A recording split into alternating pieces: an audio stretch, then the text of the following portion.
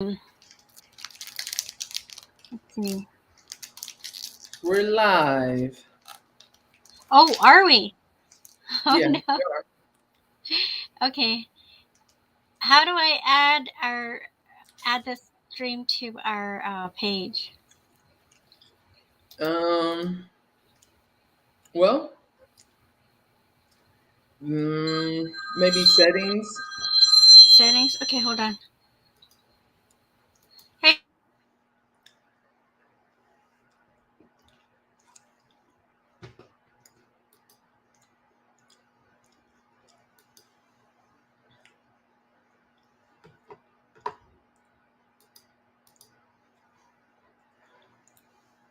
I put you on mute until you guys are off the phone. So,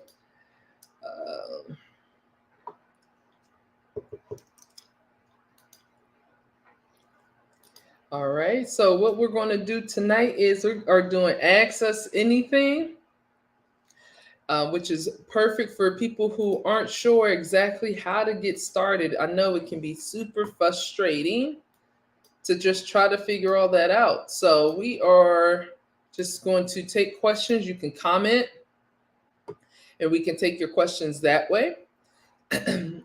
So when you're ready, just go ahead and add that into the chat for what questions you have. We'll probably do 4 questions.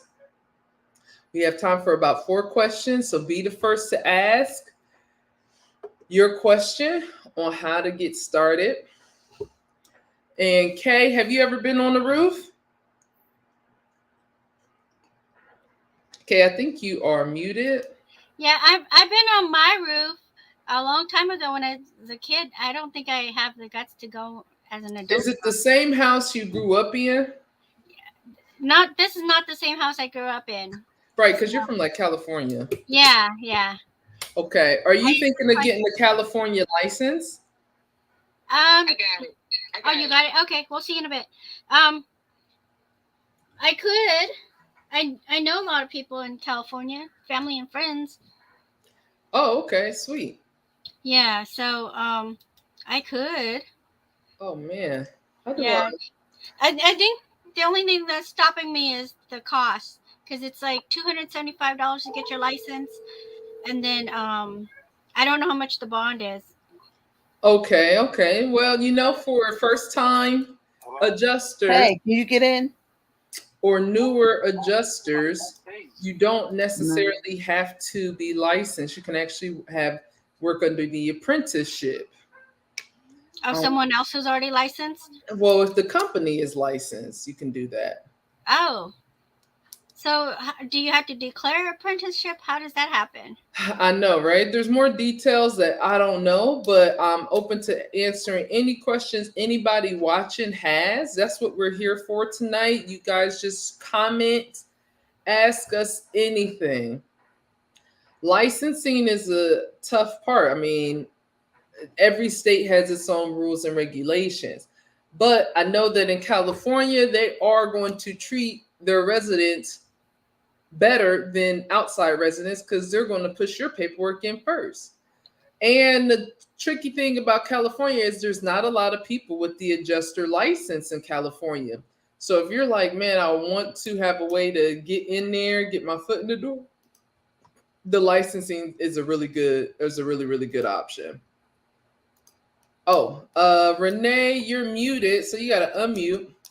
But we're asking everybody to ask us questions. That's what we're here for. We're going to take 4 questions. But wait a minute, I have a guest coming in trying to get in. So because you switched your StreamYard from K to you, so I've already had invited him. I'm trying to get him in now. Hold on, Okay, well that sounds good. But while we're waiting on that, we do have 4 questions still available to be asked. If y'all don't have any questions, that's fine. Licensing is one of the biggest questions, and that's what we were discussing. Each state has its license. Your license where, Renee? Oh, it actually says it here. She's licensed in Maryland, Virginia, Illinois, DC, and West Virginia. which is a great set of states to be in. Not a lot of people. Everybody's waiting on, I think, on that Virginia flood. A lot of people waiting on those types of things to take place. So again, just let us know. We got time for 4 questions. And we're waiting on 2 more people to come in. There's Kay. All right. I think I was able to add us to our Facebook group, but Okay, I had to great. Okay, Yeah.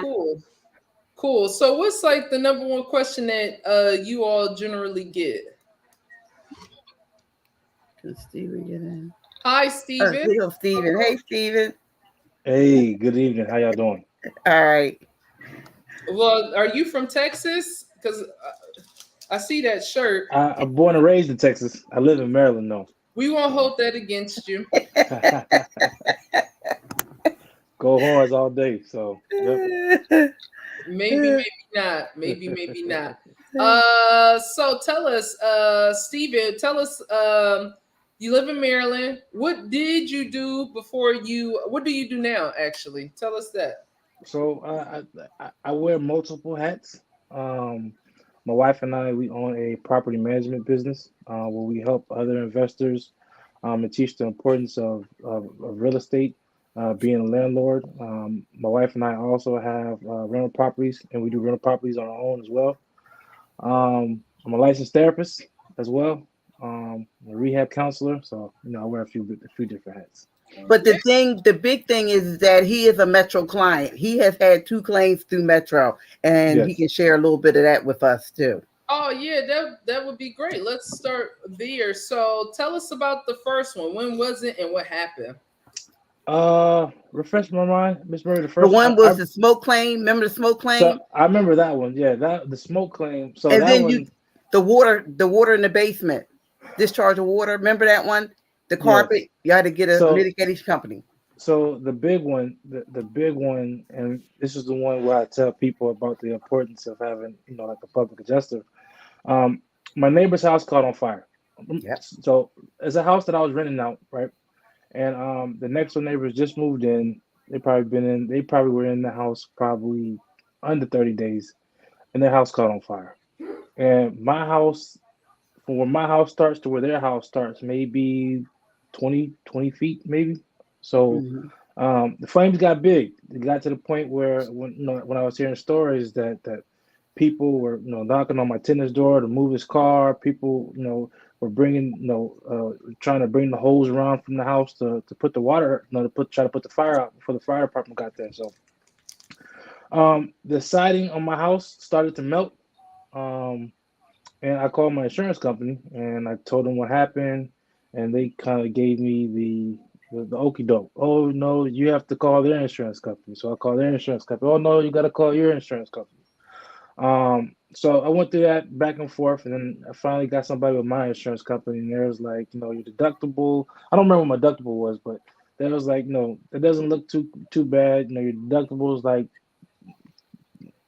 I don't know, but we wouldn't be able to help you too much outside of your deductible. So you don't want to mess up your no claim stuff like that, your no claim status. So pretty much like you it might be best if you go ahead and take care of it.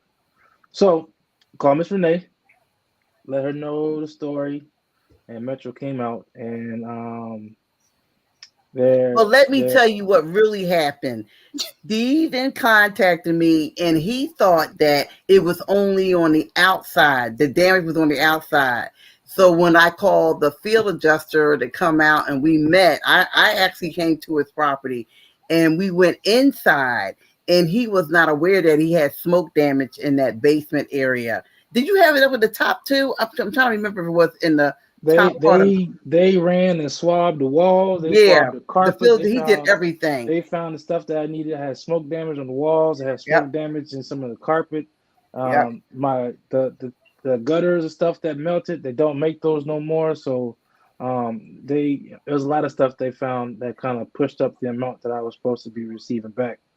So Renee, what made you go out to that property? Because you're usually 100%. Well, that's my son-in-law. He just happened to be my son-in-law. That's why. And I really wanted to see. actual property that had smoke damage at the time. So that was my main reason for going out there. And then I got a chance to see my daughter.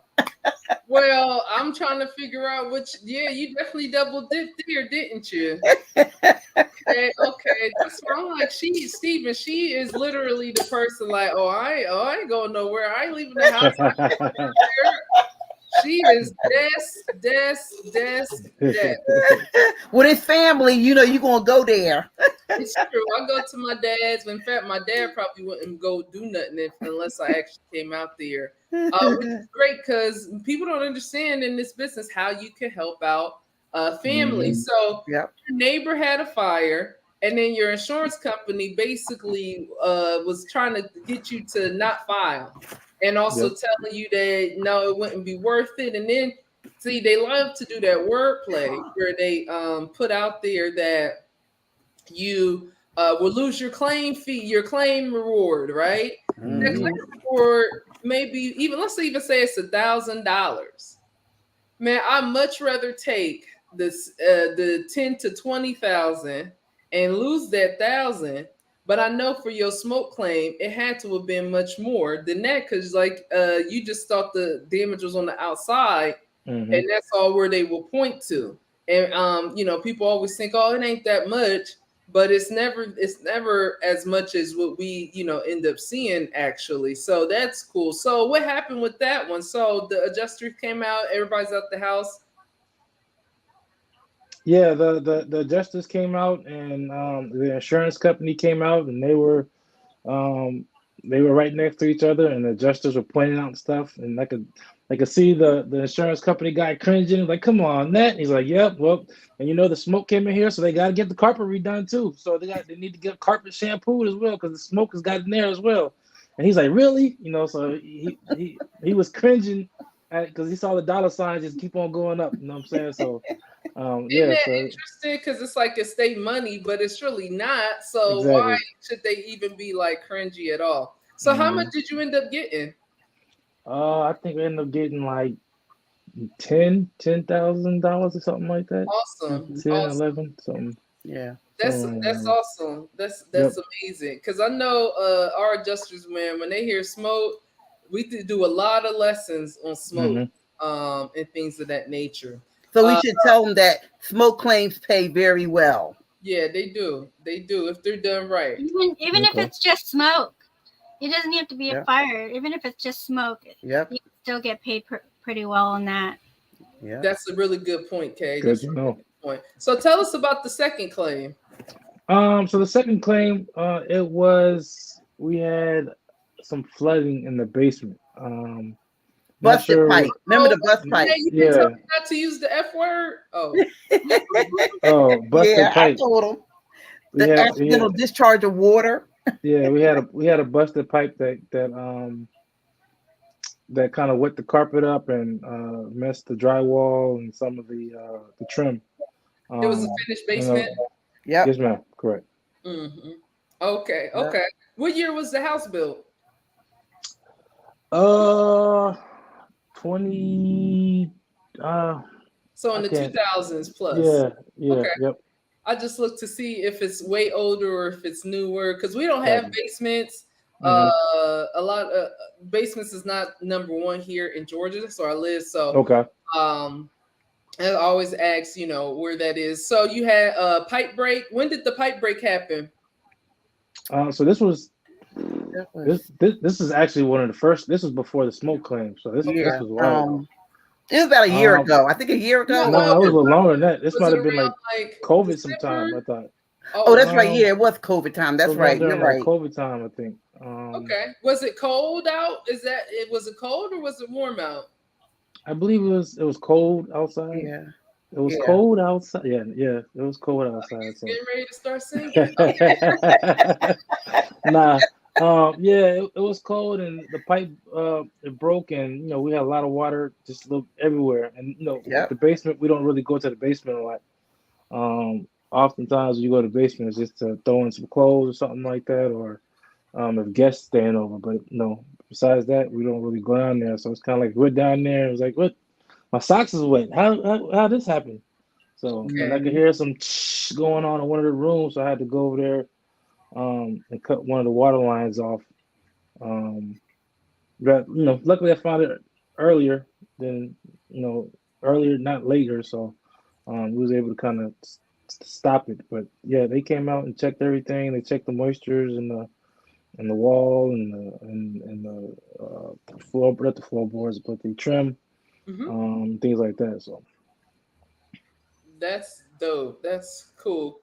That's awesome. Okay, you have any questions for Steven? Me?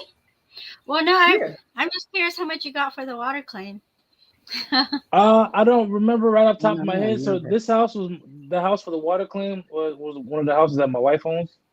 Oh, So she was pretty. She was taking. I guess she was like the main contact as far as some of the stuff that was going back and forth. So I don't exactly remember what it was for the water. But one of the things I can share with you is that he did get a mitigation company to take care of the damages. And also, they didn't have to like take out any walls or anything. It was just basically getting the water out of there and drying the carpet. So Yep. that was a good thing. But one of the questions that I have for you, Stephen, is can you share with us how you look for property and how do you get property as an investor?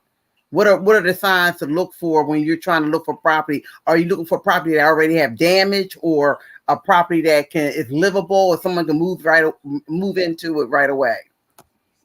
Whatever the best bang for your buck is. That's the most thing. So we don't discriminate. So if it's one that needs damage, one that needs like a rehab. Our current, this house that we got right now is a full gut. So if it needs a rehab or if it's turnkey, either way, we'll rock with it. It's just, I guess, if the numbers add up, especially if it's beating the 1% rule, and good neighborhood, and we think based on the money that we're about to put in there, we can get the money back. Once we do our calculations, if everything add up right, then it's something that we can move forward with. Okay. And how many properties do you currently have? So we have 4 ourselves, and then we manage like another 18. Oh wow! So I'll be there. I'll see you. now how often do you guys have issues or claims with that many properties? How many? It's maybe not claims, but like how often because you rent them out, I'm assuming, right? Or you just flip Correct. in it? So do you Correct. ever run into damage at the other properties, or in your time of being an investor, how often would you say damage happens to your investments? So the house, like I said, the smoke situation, that was a house that a tenant was in during that time. So that was probably the only one of our personal properties. Okay. And then we've had a claim in, and we referred one of our owners to Metro. I believe it was the sewage. Oh yeah, it was two. Bank. It was two people that you referred me to. Yeah, so we had like Yeah. a sewage backup, something like that. Yeah. Pipe, something wrong with the pipes. Yeah, he had a bad situation where the Mhm. basement had really the sewage came into the basement and it flooded. Let me say flooded, but accidental discharge Don't use the of F water. word. Yeah. Gotcha. Yeah, I caught that. I caught it. We like a bell or something, so when people say it, we can hit the ding. Like the like the I know, right? Exactly right. So that's sewage. That's like the poopy water, that type of thing. Yeah. So for this one, right? For this house, though, the sewage came. The mitigation came and cleaned it out. They cut the walls off and stuff like that, and they were starting to prepare it back in. And we thought the problem was resolved, but it wasn't resolved. It ended up being a broken pipe that we didn't know about. So, once everything was fixed and once everything was, probably about 80% fixed, it happened again. Oh. And it came back out and it came worse. So, yeah. So they actually had to dig deeper into to fix that pipe. It wasn't that on the city? No, it was on the owner. They had to excavate the concrete in the backyard to get down to the pipe because it was broken. and reconnected. Yeah. So And the type of plumbing, wasn't it like a what they call it? It wasn't copper. It like cast wasn't. iron or It was something like like that, black. like That lead or something. clay kind of piping. I think it was. Oh, clay piping is a thing, Yep. but cast iron is also Yeah. Yeah. So plumbing system. this house is one of those older Baltimore Mhm. row homes that maybe made in like the 1930s or something like that. So Okay. yeah. Yeah, that's something else because those older homes, especially if they're that closely built together, you can Mhm. always have some type of sewage backup because there's so many homes and the piping system isn't adequate to today's standards to be able to help officiate the removal of wastewater from the home. And sometimes they joined them up together to save on, each and everybody having their own individual piping. Mhm. And then I think they also had to be up to code, so they had to replace it anyway because of that. Okay. Yeah, well, I've seen a lot of homeowner policies without that water backup, and also the code because they don't understand and they think they're saving money by not adding those endorsements, and we've had to tell them that they don't have coverage. So Yep. hopefully, I mean, I think your homeowner did have that water backup coverage, right? Yes. I believe so. Yep. Yes, he did. Yeah, and like I've had one homeowner, she it would have cost her $65 a year to have that Oh coverage. wow. Well, she had coverage up to $10,000. Mm-hmm. But the repairs, according even to the insurance company, said it was going to cost $19,000. So the adjuster, he came out, he wrote it up for $19,000. Well, when they looked and went back, when she received the check for 10, she was very surprised. But like she could have went for, and they showed on that policy, you could have this additional for $65. That's all that she needed, and she would have had the full 19,000 Mm-hmm. to get the work done, or at least maybe 18,000 to get the work done. But that's $8,000. I'm like, she's retired.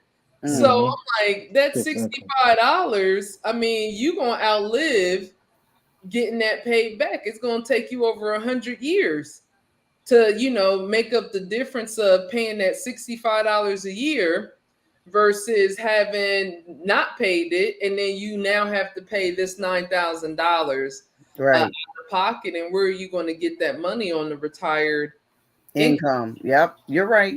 Yeah, I mean, I see so many insurance agents brag online that they're able to save their homeowner $200 a year, but guess what? They don't have any control over prices. So when they say they're saving you money, they're taking away your coverages. So next time your agent, is trying to sell you a policy by price, ask them what coverages that they purchased for you. And it's $65 when you think about a difference of eight to $9,000 on your claim. Like Ibagi said, it would have taken $100. I mean, 100 years Yep. to get that money back. Exactly. And Kay makes another good point too, because the changes in the policy, which adjusters don't read policies. I was talking to a young lady last Friday, and she's like, "Oh, I just got my license and I want to know how to get started without having any experience." She owns a home, but she's never read her policy. She didn't even know who her insurance company was. Wow. And when you look, and everybody like Kay is saying, "Well, I just saved my client $200." It may be because they just raised the rates by $400 or maybe even $600, and then the homeowner calls in and say, "Why is it going up so much?" And then they say, "Well, we can't change your deductible from 1,000 to 5,000. That'll reduce your policy premium, but you really didn't save the insured anything. You actually gave them a worse deal, and so you charge them less." It's almost like if you have a car and they're like, "Well, okay, we're going to take out the power seats. We're going to take out the power windows. We're going to take out the AC, the radio. And hey, but guess what? You saved, right? But you really didn't save. So that's a really good point that you're making there, Kay. This is cool. Yep. Unfortunately, we are always having to review homeowners policies, and we see either they're overinsured or they're underinsured. And a lot of times, most homeowners will eventually have some kind of water damage in their home eventually. Either it's a busted pipe or frozen pipe, but it's going to be some kind of water damage. The toilet overflow or the bathtub. So it's going to be that situation, and it just under the assumption that they are covered. And a lot of them, like Kay said, they are not, because it didn't read their policy. Yeah, that's interesting that you say that too, because it's like homes do have damage. Sometimes it's not big damage or not something that's covered, but some houses have multiple damages that just happened to them. My dad's lived in their home 15 years, my brother's 20, so 20 years. But since I've been with Metro alone, they've had 3 water losses at their main home. They had something from upstairs in the upstairs bathroom. They had something on the main floor, and then they had a sewer backup downstairs. And then on one of their other properties, the tenants came home, and it was just water coming from the dishwasher, just floating everywhere. So it's kind of interesting to me, because some homeowners, when I worked at State Farm, you would see, 2, 3, just multiples, where some people may not have had any. But every once in a while, you live in a home long enough, it's bound to have something, but most people just aren't reporting it. When I delivered meals for Meals on Wheels, one of the ladies, she just got back from the hospital. Underneath her sink was, pretty bad. We couldn't help her because it had been going on since she went to the hospital. But had she known about us before, I'm sure she would have loved to come home to, a new kitchen, essentially. So that's dope. Well, okay. So we we usually get questions from the audience. Generally, they ask questions about how to get started as an adjuster, or questions about claims, or questions about what's covered, what's not covered. But we didn't get any questions today. We do think her name is, I would say, Rain D. She did send in the comments, so thank you so much. Shout out to her. And we appreciate you, Stephen, for coming on and telling us. I didn't know you would be on today. That was a good surprise, Renee. Yeah, I appreciate it. Thank y'all for having me. Appreciate it. Thank you. It's just our pleasure to be able to talk to homeowners who used our services and was able to experience the joys of having somebody take care of everything. As you say, you a jack of all trades, from therapy to property management and more. So, you don't have time to be dealing with certain stuff as other people, you can hire somebody to do it. So, Well, berries. Well, that's it then for our time today. Again, next week we'll be back. I think we may talk to somebody who does some Xactimate writing. I think that would be pretty cool, because they do updates every week. Every time Xactimate updates, they send in an update. They send out an update. So awesome. Check the description though if you want to get on with us and be able to actually learn how to get started without experience. Renee, Kay, and I both started this business with absolutely no experience. So we have someone named Jay Watt with a question. Go ahead, read the question, Kay. Recommendations on what company to study and get licensed. I want to start as a desk adjuster. Jay, what state are you from? I know it's going to be different, right? Per state, per which license they want to get. He put this, I want to start as a desk adjuster. Why do you think he added that? He wants to work remotely. Yeah. That's what I'm assuming. Mm-hmm. You guys, Louisiana. She I said decided Louisiana. I decided that I'm going to stop working remotely. I don't like it anymore. Working remotely reminds me of being homeschooled. Like you just there by your lonesome self, nobody to chit chat with unless I call Renee. But Renee's studying. So I found a water mitigation company that I'm going to be using their facility. And I've actually released on a recent video down in Fayetteville, Georgia. I'm going to have start doing interviews there. Also, too, I'm going to start doing some classes there as well, teaching people how to measure, teaching people water mitigation equipment. And it's going to be great for anybody who doesn't know anything about the industry but wants to learn how to work claims, because that's what they do. They do fire, board up, water, mold, cleanup, pack outs. They do textiles. They're a $20 million company. They've been in business for 20 years. And they have trucks and all this. I mean, they got trucks on trucks on trucks. And I'm actually helping them. They actually had equipment stolen, so I'm actually helping them with the theft claim right now. And the homeowner who's been in the business for 20 years, I'm helping him because he had a pipe break December 25th. Guess what? I'm also helping him with that claim at his own house.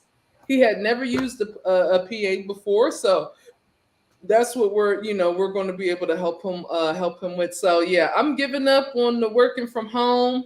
I'm going to do 12 to 4 at an actual location, at a remote, at an office. Well, congratulations. So hopefully they're not too far, right? No, that's about half an hour away. Okay. That's not bad. And I'm gonna save time. I'm gonna save time that's gonna be my book reading time. Jay says Louisiana. Are we out there in Louisiana? Well, his question was about how to get licensed. Yeah. I know, but she asked him where is he from? Yeah, so he's from Louisiana and he wants to know what company to study and get licensed. I believe from my past recollection, and I don't know what if you guys want to chime in, you definitely can. It's real simple. You just go to the State Department. They got everything you need to study for Louisiana. I think you can actually probably just take the test. Is there any other questions? This call right here might be a good training call. Hold on. Okay. Hey, Mike, what's going on? Hey, Bonnie, how are you? I'm doing good. You got something update from Craig, your client? Well, yeah, I mean, he was looking for an update, and I tried to email him, and all of a sudden my emails to him are bouncing back. Oh, okay. And I think it may be on his end. Okay. So I figured I would maybe give him a call, but before I did that, I wanted to check in with you to see. Nah, no updates yet, other than I think they did go ahead and reopen the claim. Yeah. So I just need to reach back out and see, who's going to be working this claim, because they're going to pass the claim around to 3 or 4 different adjusters first before because it's a reopen and it's difficult. It's a difficult claim. And so, but somebody else did call me, and I believe they did reopen it, and they're looking, I think, at getting another adjuster out there. Right.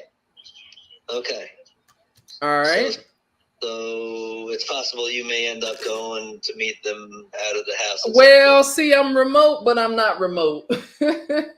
I'm remote, but I'm not remote. So I may go out there if they need me to, but truthfully, it really just comes down to the coverage. And because the mitigation company ProClean already was out there, got the measurements, determined what needed to be done. All I would need to do is rebuild my estimate, and on Xactimate. And Xactimate, I'm hoping to find some people who can help me with Xactimate. You know anybody, Mike? Do I? Yeah. No. Okay. Just checking. I thought you knew how to do that. I do know how to do Xactimate, but it would be great to have a couple of people who could help me write estimates and learn the business. That's all. Yeah. No, I wish I could help you. All right. No worries. No worries. Mm-hmm. All right. what the I'll message is that the claim's been reopened and you're waiting to connect with an adjuster there. That's right. But right now they're probably bouncing it around. Correct. Okay. All righty. Thank Got you. it. Okay. Okay, bye. See, that call was for the same scenario of the limit of liability for water damage to a home. Same exact thing. They thought it was a sewer backup because the guy tried to handle the claim on his own. He went to the county and they gave him like a FAQ paper, like, hey, you may have experienced this. They never said it was a sewer backup, but it was just like a one pager of just something that you could probably even get from the library, just like they have a stack of them and they just passed them out. So we turned it in.